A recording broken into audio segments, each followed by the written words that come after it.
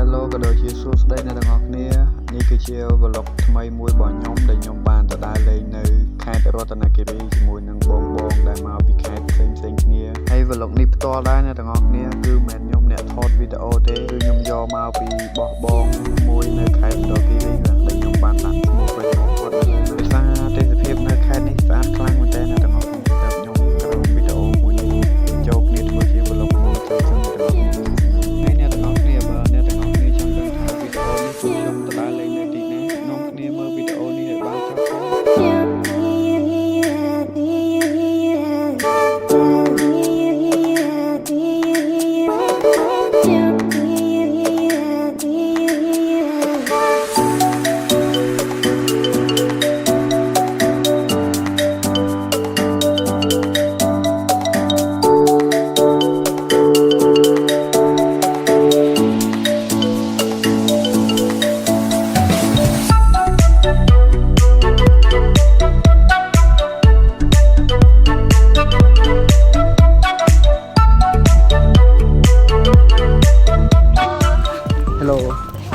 មានអារម្មណ៍មិនដែរមកលេងមានអារម្មណ៍ថា fresh សប្បាយចិត្ត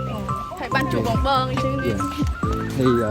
មកលេងនឹងលើកទីណានេះមកលេងលើកទី5លើកទី5ហើយច្រើនដែរចាច្រើនដែរច្រើនតើឥឡូវយើងមកទស្សនានៅទេសភាពដ៏ស្រស់ស្អាតឥឡូវនេះយើងអស់ពីសាក់មកជីវិតនៅរតនគិរីឥឡូវនេះមកសាក់មកជីវិតនៅ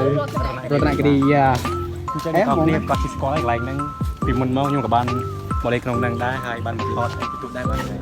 ពិសេសថតស្វីតមួយដានីកាន់ដៃត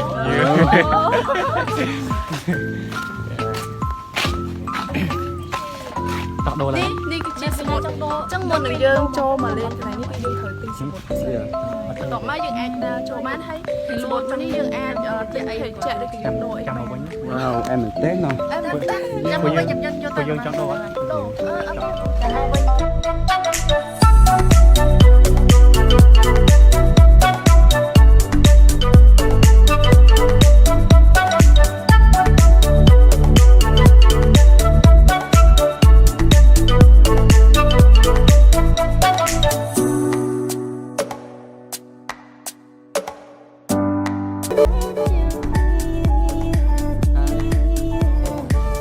មានរំមិនដែរមានរំថាសប្បាយពីខ្លាំងមែនតើ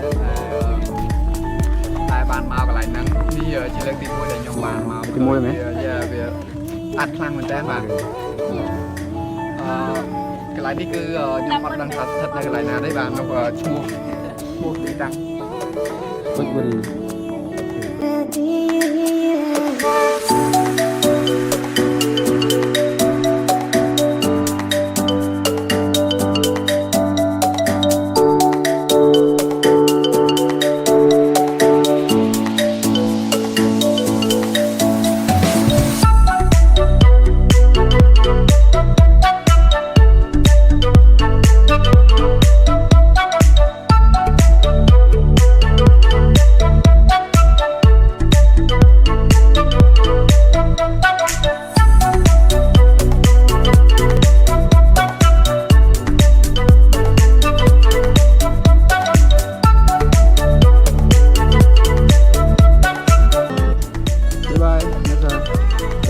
cái gì đấy